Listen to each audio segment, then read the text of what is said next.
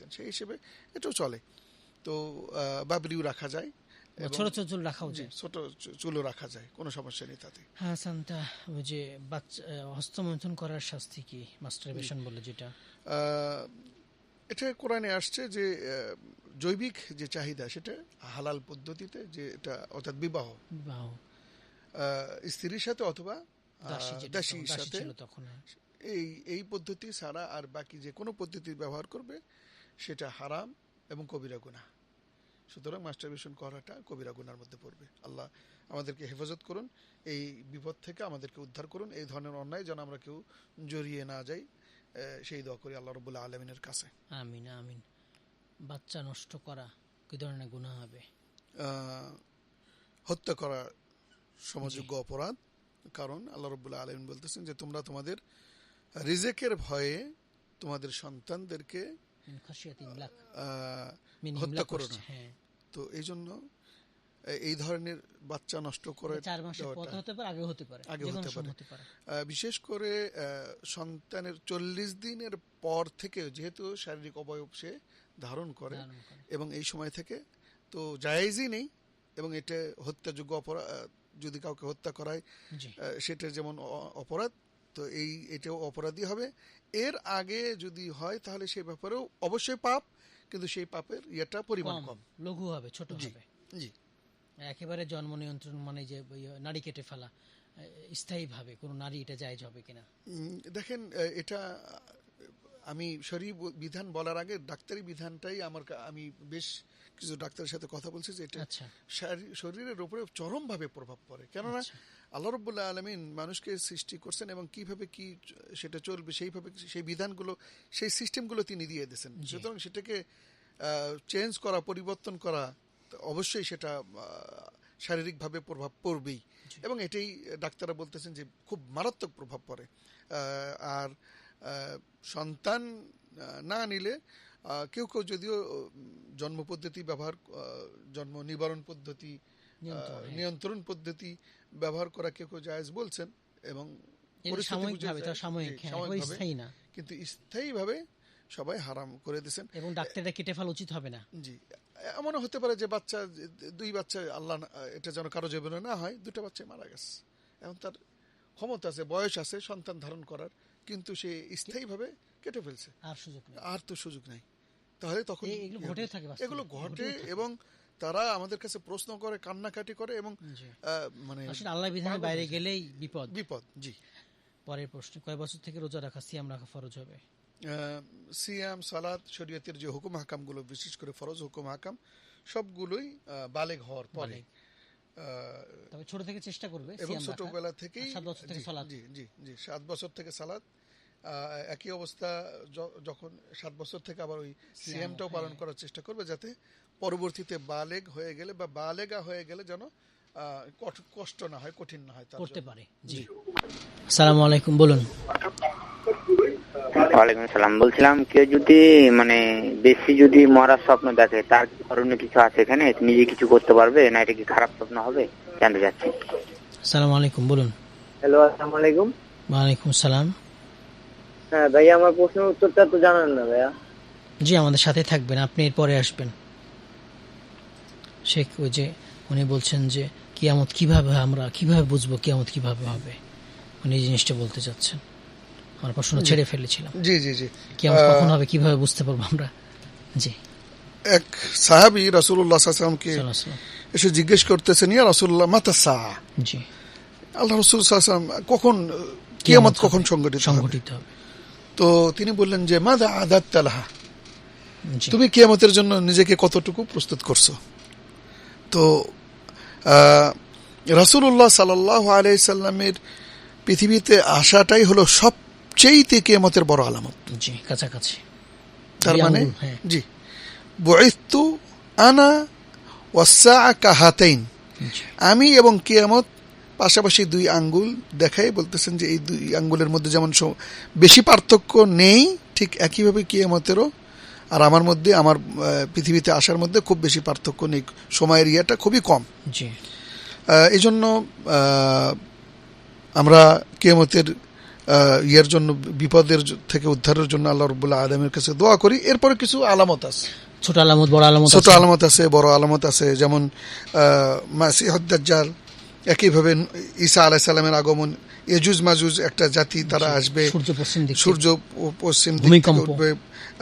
জি, এরপরে একটা আগুন নিয়ে আসবে। আর এরপরে ছোট যেগুলো আছে তার মধ্যে হলো অজ্ঞতা বাড়বে, জেনা, ব্যভিচার সমাজে বেড়ে যাবে, মদ পান করা হবে। তারপর হলো মহিলাদের সংখ্যা বেশি হবে, পুরুষদের সংখ্যা কমে যাবে ইত্যাদি। তার মানে হচ্ছে আমাদের কাজ কিয়ামত কখন হবে সেটা নিয়ে মাথা ঘামানো না, প্রস্তুতি নেওয়া, এটা হলো সবচেয়ে বড় কথা। জি আহসান।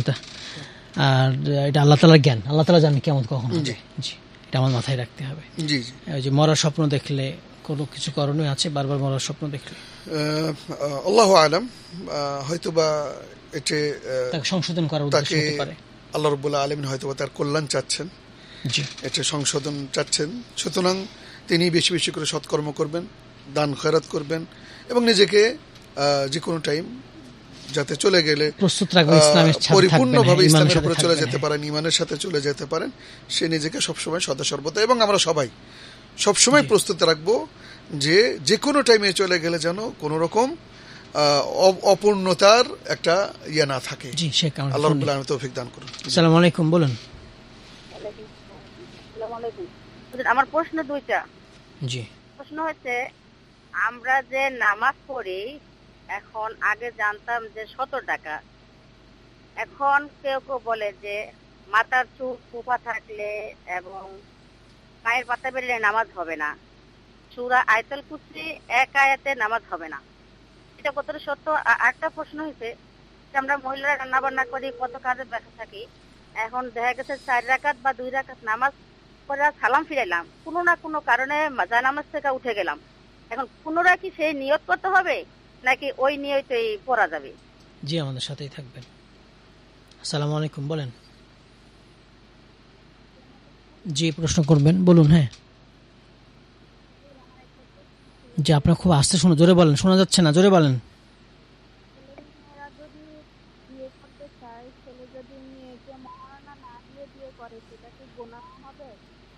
জি, আমাদের সাথেই থাকবেন।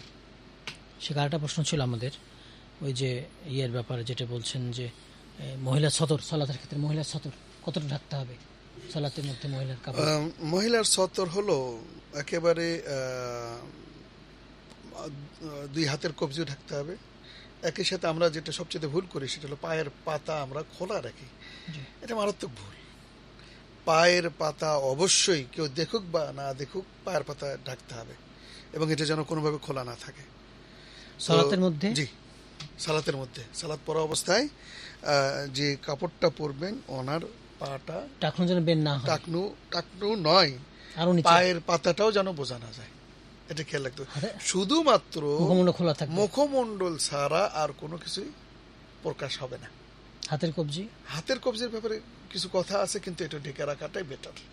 আচ্ছা, জি, কিন্তু পায়ের পাতা আমাদের দেশে ভুল করি, কিন্তু পায়ের পাতার ব্যাপারে খুবই সতর্কতা অবলম্বন করতে বলেছে, এবং এটা যেন খোলা না থাকে কোনোভাবে। জি, আসান্তা। জি, পরের প্রশ্নে যাব, ওই যে ইয়ার ব্যাপারে আয়াতুল কুরসি দিয়ে সালাত হবে কিনা?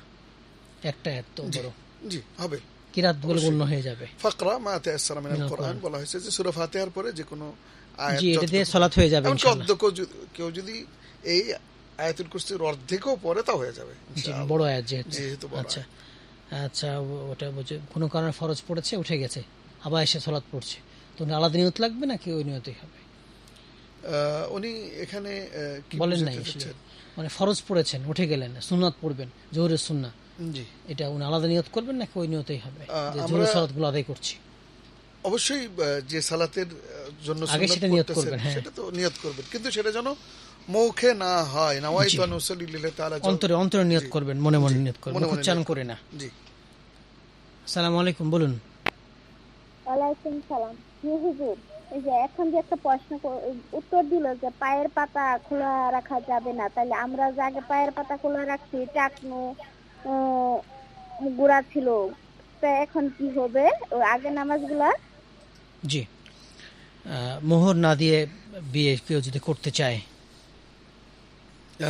না, কোনোভাবেই উচিত হবে না, এবং এটা রাসূলুল্লাহ সাল্লাল্লাহু আলাইহি ওয়াসাল্লাম এক সাহাবী হিজরত করে মক্কা থেকে মদিনায় গেছেন একেবারে কিছু না, শূন্য হাতে, শূন্য। রিক্ত হস্তে।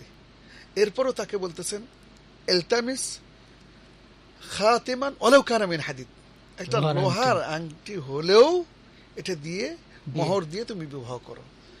তো সুতরাং এটা তার অধিকার, এটা নারীর অধিকার, এবং নারীর ফরজ বিধান। অধিকার, এবং একটা নারীকে আপনি আপনার জীবনের জন্য নিয়ে আসতেছেন, জি, সুতরাং এটা বাবা দিয়ে দিচ্ছে তাকে।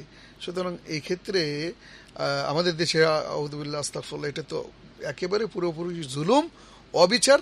বরং এটা কন্যাকে বা কন্যার অভিভাবকদেরকে দিয়ে যতটা পারা যায় আপনার সামর্থ্য অনুযায়ী দিয়ে এবং বিবাহ করতে হবে। এবং কোনোভাবেই যদি যৌতুক। হ্যাঁ না পারেন এখন, তাহলে বাকি রাখেন, জি, পরে দিবেন। জি, কিন্তু খালি হাতে কোনোভাবে যৌতুক ছাড়া বিবাহ জায়েজ হবে না। মোহর ছাড়া, মোহর ছাড়া, মোহর ছাড়া, জি, যৌতুক নয়, যৌতুক হারাম, যৌতুক জি জি, হারাম। যৌতুক হারাম। ঠিক, আমরা একটা বিরতি নিয়ে আসি ইনশাআল্লাহ। বিরতির পর ইনশাআল্লাহ আমরা আবারও আলোচনা শুনবো, প্রশ্ন জবাব শুনবো। জি।